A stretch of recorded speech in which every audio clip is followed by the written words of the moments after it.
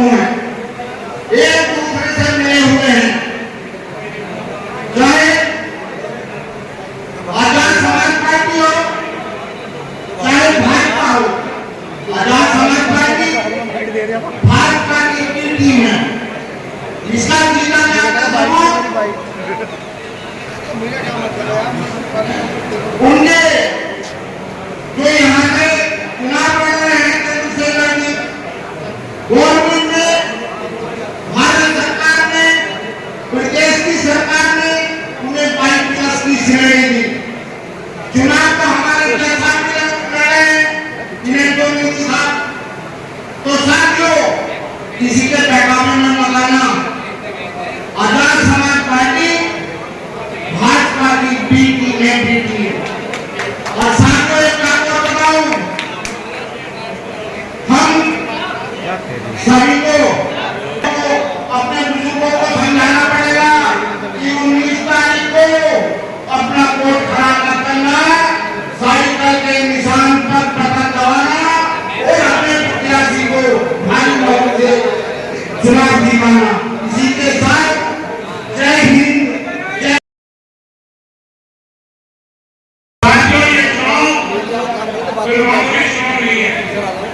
ये चुनाव उस पार्टी का चुनाव है जिसके बारे में आपके बच्चे आपसे पूछेंगे कि जब तुम्हारे सामने इलेक्शन आया था तुमने क्या फैसला लिया था? समाजवादी पार्टियों कांग्रेस का तुमने को जिताने का काम किया था या भारतीय जनता पार्टी को जिताने? मेरा तो बात आपके बीच में है। मैं आपसे एक चीज बताना चाहता हूँ, बहुत चीजें हैं जिनका उदाहरण दिया जाए। आज एक कल जिले से हमारी पार्टी के विधायक है आनंद बबी खान,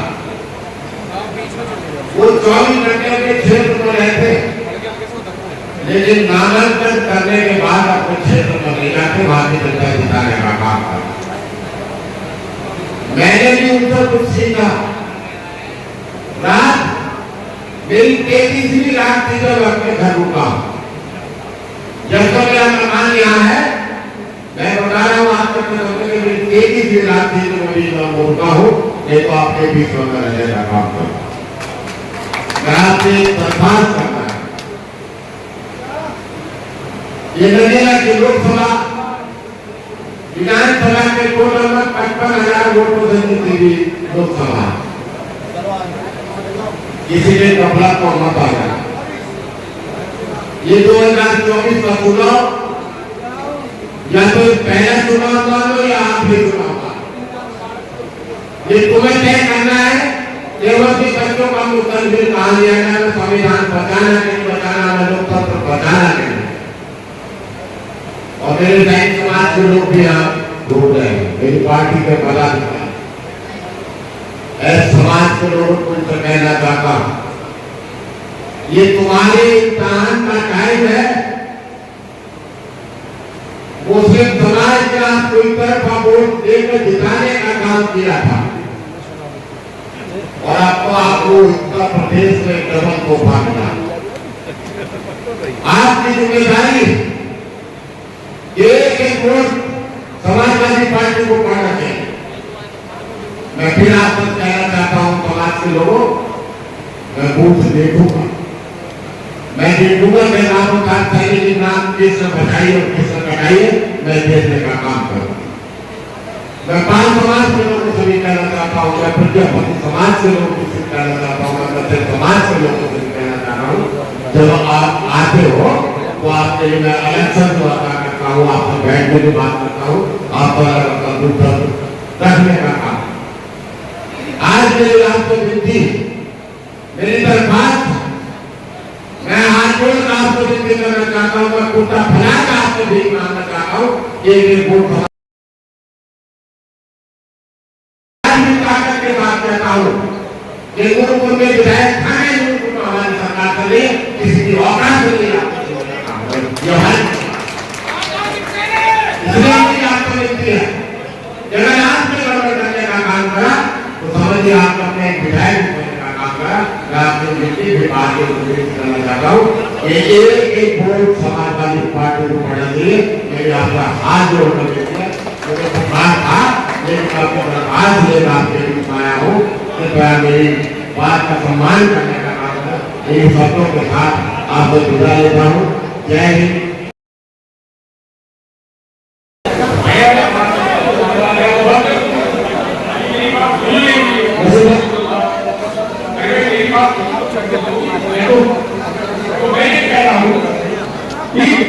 संविधान की संख्या 1 के बाद क्या शक्तियां है? हर सेना, जल सेना, वायु सेना, किसी प्रदेश सरकार का हाथ होते नहीं। पैरामिलिट्री फोर्सेस, सीआरपी, सीआरपीएफ, ये जो न्यूट्रल बॉर्डर फोर्स, ये केंद्र पैरामिलिट्री फोर्सेस है, सब केंद्र के अंदर में प्रदेश को क्या करते हैं? जो को लागू करने का तंत्र है कौन सा? ईडी, सीबीआई, इनकम टैक्स और तमाम संस्थाएं, ये भी 11 संस्थाएं, ये भी केंद्र का एकाधिकारी पर है। और केंद्र सरकार ने इन्हीं तंत्रों को अपना हथियार बना रखा विपक्षी लोगों के खिलाफ। मुख्यमंत्रियों को जेल भेजा जा रहा है, पार्टी के हाथों को सील किया जा रहा है, कैसे लड़ा जाएगा चुनाव? और जो बोलता है उसके घर सामने पड़ जाते हैं। तो एक साथियों, ये इस समय एक अराजकता का करके लगा दिए, 6 महीने जेल में रखा। तो बड़े लेवल के लिए, छोटे लेवल के लिए पुलिस है और बड़े लेवल के लिए ईडी है, सीबीआई है, बहुत सारी चीजें हैं। देखिए संविधान कहाँ खतरे में है, मैं उन चीजों पर रोशनी डालना चाहता हूँ, सब लोग ध्यान से सुनिए। पुलवामा में हमारे सैकड़ों जवान जख्मी हुए और तकरीबन 86,000 हमारे जवान शहीद हुए। उसकी एक जांच होनी चाहिए थी, उसकी जांच नहीं हुई आज तक। हम नेताजी सुभाष चंद्र जी बॉस की जांच को करोड़ करोड़ रुपए खर्च कर रहे हैं और उस जांच के लिए हम कोरिया भी भेज रहे हैं, जापान भी भेज रहे हैं, म्यांमार भी भेज रहे हैं, इंग्लैंड भी भेज रहे हैं, लेकिन जो जांच हमारे घर की है, वो बच्चे, वो हमारे साथी, वो हमारे भाई, जिन लोगों ने संकल्प लिया था कि आखिरी दम तक दुश्मन से लड़ा लेंगे और इस मुल्क की हिफाजत करेंगे, लेकिन बिना दुश्मनों से लड़ा लिए वो इतने सारे जवान हमारे शहीद हो गए जो सब समाज के थे। तो उनकी जांच होनी चाहिए कि या नहीं होनी चाहिए? होनी चाहिए।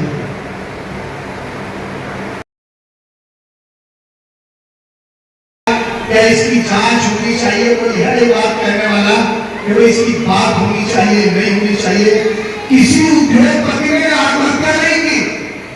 कोई उद्योगपति जो मर्सिडीज से चलता था वो कहीं मारुति 800 पे नहीं आया, पे नहीं आया।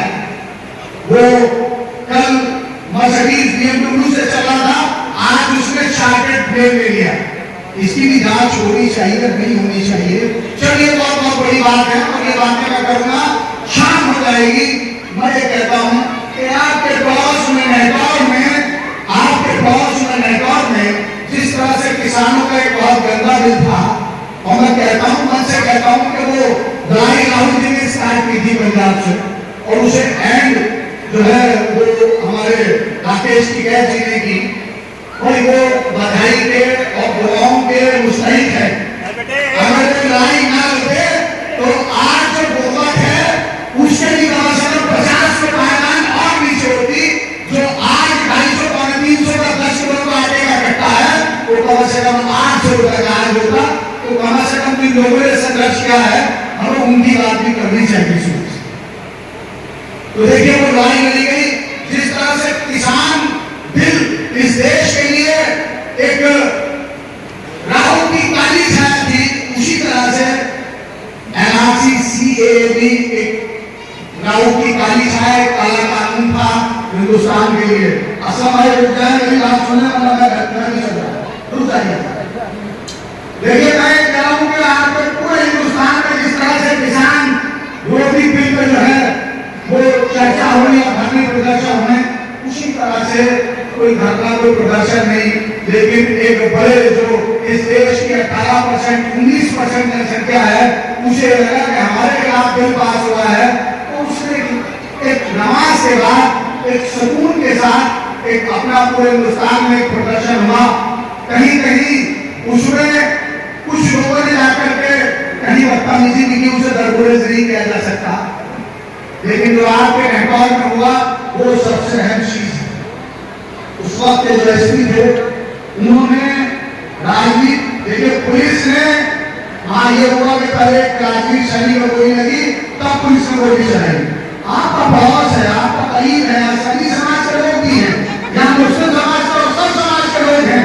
आपकी जिम्मेदारी है कि आपसे आप यहाँ इतने सारे लोग बैठे, किसी ने राजनीति से बात की जिसको गोली लगी थी?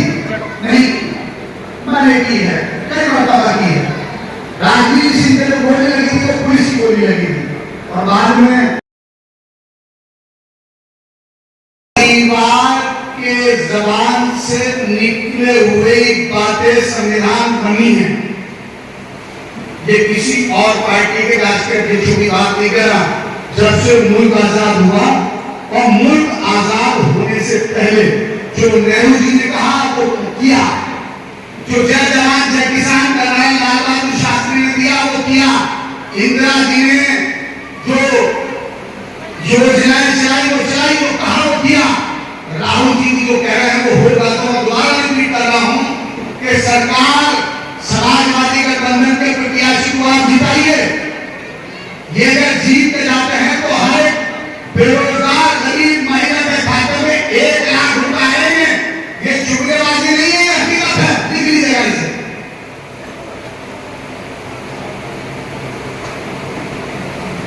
हर विभाग में 50% आरक्षण महिलाओं के लिए होगा, सब समाज की महिलाओं के लिए होगा। ये कहना हमारे राष्ट्रीय अध्यक्ष, पूर्व राष्ट्रीय अध्यक्ष का कहना है कि 50% की भागीदारी महिलाओं को मिलेगी अगर सेंटर में कांग्रेस गठबंधन, इंडिया गठबंधन आता है। आशा, मिड डे मील, आंगनबाड़ी, ये जितने भी जो अपने एजुकेशन और धरना प्रदर्शन करते करते कुछ लोग मर गए, कुछ लोग जख्मी हो गए, कुछ लोगों को मुकदमे लग गए हैं, उनके बारे में स्टेट गवर्नमेंट ने, सेंट्रल गवर्नमेंट ने सोचा है, लेकिन राज्य ने सोचा है। उसने कहा है कि केंद्रीय सरकार इसका मानदेय दोगुना करेगी। आते ही कितना करेगी? दोगुना करेगी। कोई आशा बहन को कोई आने वाली हो तो वो भी सुन ले। और उसके साथ साथ हर पंचायत में एक महिला मेयर की अधिकारी होगी। हर नगर पंचायत में, हर पंचायत में एक महिला अधिकारी होगी जो महिलाओं के हकूक की बात सरकार तक पहुंचाएगी। ये भी है। और आखिरी बात, हर जिले में एक सावित्री महिला, सावित्रीबाई फुले, तो सावित्रीबाई फुले जो भी एक बहुत बड़ी महिला क्रांतिकारी थी, उनके नाम से हर एक जिले में एक महिला अस्पताल खुलेगा। तो ये 5 बातें मैं शॉर्ट में आप लोगों से कह रहा हूं। ये 5 बातें ये कांग्रेस पार्टी ने कहा है। मुख्तसर में मैं कहना चाह रहा हूं कि थोड़ा सा खाली बात हो गई। मैं ये कह रहा हूं कि मुख्तसर में बात करना चाह रहा हूं कि जिनके लिए इस महफिल में आया हूं उनके लिए मैं बात करना चाह रहा हूं। प्रमोद जी को देखिए, बहुत प्रत्याशी आए, ऐसे भी प्रत्याशी आपने पिछली दफा जिता के कहती है कि आप लोग कांग्रेस झुलसते रहे, आप लोग प्यार से काटते रहे, आप लोग अपनी बातों को लेकर के लड़ते रहे, लेकिन कोई आदमी आपके पास नहीं आया, कोई का आपका सांसद आपके पास नहीं आया। और उसे जवाब करना था तो आज ब्लैक शहर को जाके के चला गया, उसे मालूम था कि यहाँ क्या होगा।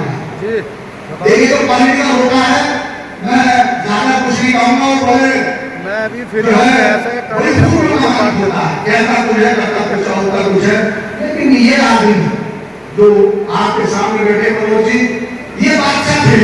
मेरे 9 साथी मेरे एडीजे हैं, मध्य प्रदेश में भी है, दिल्ली में भी है, यूपी में भी है। 3 स्टेट में मेरे 9 साथी जो है एडीजे हैं, जो मेरे साथ पड़े हैं, जिन लोगों ने मेरे साथ काम किया है। मैं जानता हूं ये हकीकत में बादशाह है। क्या है ये? बादशाह है। बादशाह इसलिए है कि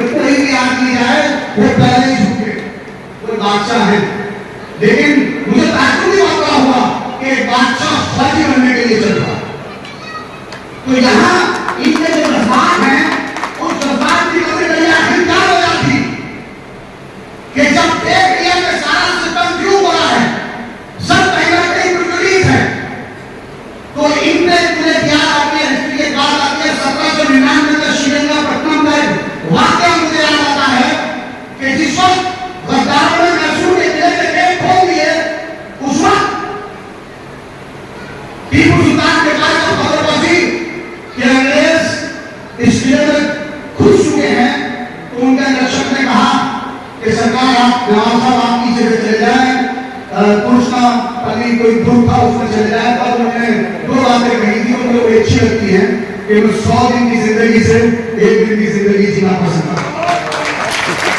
और दूसरी बात उन्होंने कही थी कि आज वक्त आ गया है कि मैं अपने सिपाहियाना होने का जो है सबूत दूं कि जब तक मेरे सांस में सांस है मैं स्वयं के गुफा को केवल नहीं रहने दूंगा। तब मजबूर होकर मैं जोहर का वक्त उन्होंने नमाज पढ़ने के लिए जाए तो उन्होंने अपनी तलवार मैदान से निकाली, जिस तलवार के बारे में जिक्र है वो हिंदुस्तान की सबसे भारी तलवारों में से थी। और जोहर के टाइम से उन्होंने लड़ना शुरू किया था और मगरिब की नमाज के किले के गेट के बाहर जो उन्होंने प्रण किया था और उन्हें जान शहादत और शवाया का किले के बाहर जाकर के तो जज साहब को मुझे वो वाकया याद आता है कि एक बादशाह एक राजा अपना सब कुछ काम पर लगा करके आज एक फौजी बनने के लिए आया है आपके लोगों के बीच में। और आज इस शासन बोर्ड का जो चेयरमैन है वो पैसे नहीं है। जज साहब ने अपने इंटरव्यू किया था तो सिलेक्शन कमेटी के बोर्ड में जज बैठते हैं, उन्होंने आपको सेलेक्ट किया था। आज सिलेक्शन कमेटी का जो चेयरमैन है वो कोई जज नहीं है, सिलेक्शन कमेटी के चेयरमैन आप हैं। और आपकी जिम्मेदारी है कि बादशाह अपना सब कुछ त्याग करके आया है तो आपकी जिम्मेदारी है कि इस बादशाह को सिपाही बना दो। बाकी की लड़ाई हम उम्मीद करते हैं आने वाली लड़ाई हम मनोज जी के नेतृत्व में लड़ेंगे, क्योंकि एक बहुत ही काबिल इंसान है। अपनी बात को जोर देता हूँ, हिंदुस्तान जिंदाबाद, गठबंधन जिंदाबाद, कांग्रेस पार्टी जिंदाबाद। का टाइम चल रहा है और नमाज अदा करनी है। मैं बहुत लोगों का संबोधन नहीं कर पाऊंगा, उसके लिए मैं माफी चाहता हूँ। मैं इस मंच से भी माफी चाहता हूँ और मंच के दूसरे साइड से भी माफी चाहते हुए अपनी बात करना चाहता हूँ। और आप लोगों से मेरा एक प्रश्न उठता है, यहाँ पर ऐसे कितने लोग हैं जिनको मरना नहीं है? मैं यह प्रश्न पूछना चाहता हूँ क्योंकि मुझे अपनी बात कम शब्दों में रखनी है, समय मेरे पास बहुत कम है। यहाँ पर ऐसे कितने लोग हैं जो ये जानते हैं कि वो कभी नहीं मरेंगे? सबको मानना है तो साफ सबको जी। जब सबको मानना है तो फिर ये डरना क्यों है? जब सबका मानना तय है तो ये डरना क्यों है? और डर डर के कब तक जियोगे आप लोग? और अगर इसी तरह करना है तो आज ही क्यों ना मर जाए? मेरी बात का आपको सहमत है? सब सहमत है सभी। मैं क्योंकि सब शब्दों में अपनी बात रखनी है, मुझे यहाँ पर विशेष आभार अपने दिया जी का, अली भाई बहुत कम समय में बहुत अच्छा इंतजाम कराया। और सीनियर हमारे आके सिंह साहब, शिवराज पठान भाई, उपस्थित सभी मंच पे बाला सैनी जी, उत्तर सैनी जी, बाबूजी, महावीर यादव जी, तमाम है। भारत के संविधान और भारत के संविधान, क्या संविधान खत्म हो रहा है और नष्ट हो रहा है, यहाँ खत्म हो रहा है और नष्ट हो रहे हैं? आप लोग बोलिए, अगर आप लोग की चुप्पी जो है नई दिल्ली तक बहुत सारी हिंसा करा रही है, आप लोग यही चुप्पी नई दिल्ली में जुर्मी को ताकत दे रही है, यही किसान को रुला रही है, यहाँ रोजगारों को रुला रही है, हर एक आम आदमी को यही चुप्पी रुला रही है। मैं चाहता हूँ कि आप इस चुप्पी को तोड़ें, साथ देंगे। मैं जिस पेशे में रहा हूँ वहां बोला नहीं जाता था, वहां बोलने की नहीं सुनने की सैलरी मिलती थी। लेकिन जब जुल्म इतना बढ़ेगा तो शहबाज साहब ने कहा कि ये आना पड़ेगा और न्यायिक पद से एक फौजी के रूप में आना पड़ेगा। तो आप लोग भी फौजी बनिए। फौजी बनिए किसके लिए? अपने हक अधिकार के लिए बनिए, अपने आने वाली नस्लों के लिए बनिए, क्योंकि कोई ऊपर से आसमान से आपका रहनुमाई करने के लिए नहीं आएगा। आज एक आप लोगों ने खबर पड़ी होगी कि अस्पताल में एक नेता की मौत हुई। मीडिया कॉर्पोरेट मीडिया कहती है माफिया की मौत हुई, लेकिन मैं कहता हूं कि भारत के संविधान की आज क्षति हुई है। ये क्षति जब आवाज उठ रही है उसके परिवार के बच्चे से, उसके भाई से, कि इतने जो है जुल्म किए जा रहे हैं और किसी भी समय मौत हो सकती है, उसके जो संवैधानिक मर्यादाओं के अंदर चिकित्सा सुविधा दी जा सकती थी उसको नहीं दी गई और नतीजा उसकी लाश अस्पताल में पड़ी हुई है। जो मुस्लिम है उसके लिए भारत के संविधान में, भारतीय पीनल कोड में एक सजा मुकर्रर रह सकती है। तो क्या आप लोग ऐसी व्यवस्था चाहते हैं कि बिना प्रक्रियाओं के क्या किसी की हत्या कर दी जाए? इस चुप्पी को हमको आपको लेकर तोड़ना होगा। आप लोग जो बार बार चुप्पी लेते हैं, ये चुप्पी बार बार मैं कहता हूं कि ये जुल्मी को ताकत देता है, क्योंकि भारत में जब तक संविधान जिंदा है वो एक एक वोट की कीमत है। चाहे वो ईवीएम के फर्जीवाड़े से ही हो रही है, लेकिन अभी भी समय है। 2024 अभी निकला नहीं है। हो सकता है कि यह मुल्क का आखिरी चुनाव हो। हम लोग डॉक्टर भीमराव अम्बेडकर के भारत में पैदा हुए हैं, लेकिन 1950 से पहले का भारत वर्ष 2024 के भारत के बाद बनने की स्थिति में हम लोग सामने गवाह बन रहे हैं। हम लोगों को चाहिए कि एक ऐसी व्यवस्था का निर्माण करें जिसमें समान न्यायिक व्यवस्था हो। क्या आप लोग चाहते हैं इस मुल्क में जोड़ी व्यवस्था हो? गरीब के लिए अलग न्यायिक व्यवस्था हो, अमीर के लिए अलग न्यायिक व्यवस्था हो? क्या ऐसा आप लोग चाहते हैं? जोर से बोलिए आप लोग। भारत के सभी जेलों के अंदर अगर आप जाओगे तो एक बहुत बड़ी आबादी आपको दिखती है। वो गरीब की जाति होती है, अग्रणी समाज की जाति होती है, SC, ST, OBC, minority, upper caste सवर्णों की होती है। तो यह मुल्क सिर्फ अमीरों का रह जाएगा और गरीब उसकी सेवा सरकार करने के लिए इस मुल्क में पैदा होगा? यह व्यवस्था कौन बदलेगा? जालिम बदलेगा या मजलूम मिलकर बदलेंगे? आप लोग अगर बोलेंगे नहीं तो ये छुट्टी कहीं और लेके जाएगी। मैंने तो अपना धर्म निभा दिया, आप लोग भी अपना धर्म निभाइए। कुमार संघर्ष करो, हम तुम्हारे साथ हैं।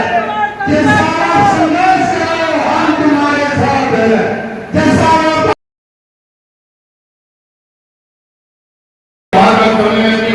मुझे गठबंधन की ताकत की तरफ तवज्जो चाहोगे।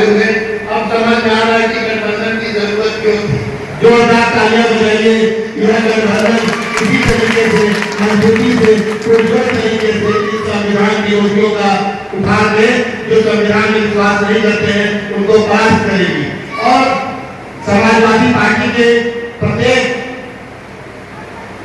जो हमारे संगठन में है और कांग्रेस पार्टी के जो लोग संगठन में हैं, चाहे वो बूथ कार्यकर्ता से लेकर जिलाध्यक्ष तक हो और जो समाज की विचारधारा में यकीन रखते हैं, वो मैं विश्वास उनको दिलाता हूँ पूरी तरीके से। क्योंकि मुझे चाहिए कुछ नहीं, मैं देने के लिए आया हूँ, देने के लिए आया हूँ क्योंकि मुझे भारत का संविधान ने दिया है। मैं उस नियम का आदमी हूँ। आप लोगों को ये यकीन दिलाता हूँ कि ये मेरे सदन में जाने से आपकी जो जाति को आपके जीवन में बंद हो जाएगी। कल हम लोग एक सभा में थे, मैं उसी बात पर धन्यवाद के हुए कहता हूँ संगठन के लोग आने के लिए तैयार नहीं।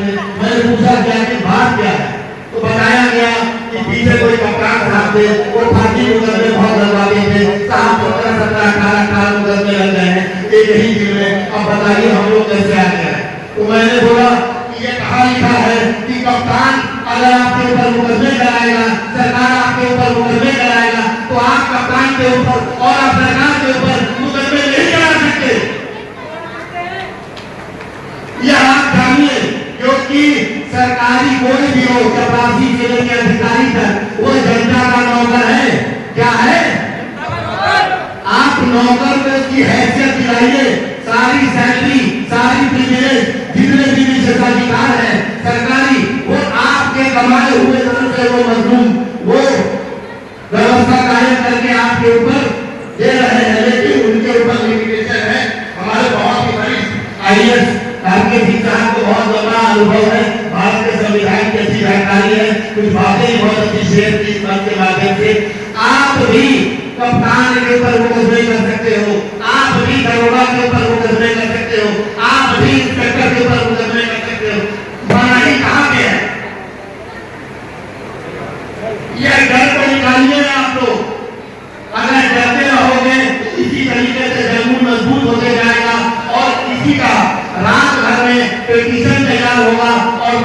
करके उसके निर्णय आ चुके होंगे पक्ष में, और लाखों हजारों करोड़ों लोग बहुजन आबादी हमारी जेलों के अंदर इसी तरीके से सड़ते रहेगी, जलते रहेगी।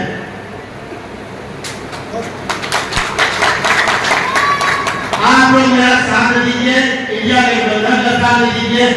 इनको भारत देने की इसलिए जरूरत है क्योंकि इनको भारत के संविधान में आस्था नहीं है। मैं बात आप लोगों से और भी करना चाहता हूँ।